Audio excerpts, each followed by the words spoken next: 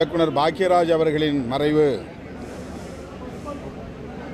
பெரும் அதிர்ச்சியை அளிக்கிறது. மிகுந்த உடல்நலத்தோடு இருந்தார்.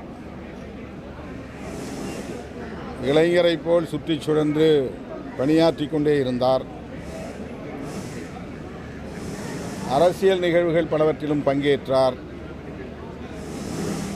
விடுதலை சிறுத்தைகளின் நிகழ்வுகளிலும் பங்கேற்று பல நிகழ்வுகளில் பங்கேற்று உரையாற்றியிருக்கிறார். திடுமென அவர் காலமாகிவிட்டார் என்பதை மனம் ஏற்கவில்லை. இயக்குனர் இமயம் பாரதி ராஜா அவர்களின் தலைமை மாணாக்கர் என்கிற பெருமைக்குரியவர். திரையுலகின் பேராளுமைகளுள் ஒருவர். 80களில் 90களில் திரையுலகில் மிக பெரும் ஆளுமையாக கோலோச்சியவர். எம்ஜிஆர் அவர்களால் என்னுடைய வாரிசு என்று அறிவிக்க பெற்றவர். அவருடைய தமிழ்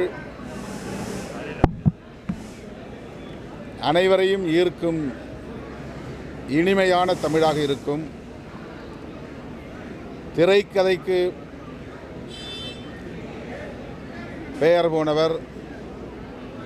இவரைப் போல் திரைக்கதை எவராலும் அமைக்க முடியாது என்று பலராலும் பாராட்ட பெற்றவர்.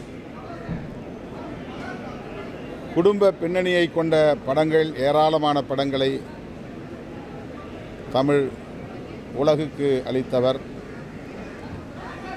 எப்போது பாக்யராஜ் படம் வரும் என்று பெண்களெல்லாம் ஆவலோடு காத்திருக்கக்கூடிய அளவுக்கு அவருடைய ஒவ்வொரு படமும் பெண்களை வெகுவாக ஈர்த்த வரலாறுகள் உண்டு. அப்படிப்பட்ட ஒரு மகத்தான கலை ஆளுமையை தமிழ் சமூகம் இழந்திருக்கிறது.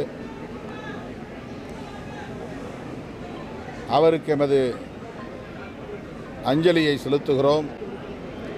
அவரை இழந்து வாடுகிற அவருடைய குடும்பத்தினருக்கும் உற்றார் உறவினர்களுக்கும் எமது ஆழ்ந்த இரங்கலை தெரிவித்துக் கொள்கிறோம்.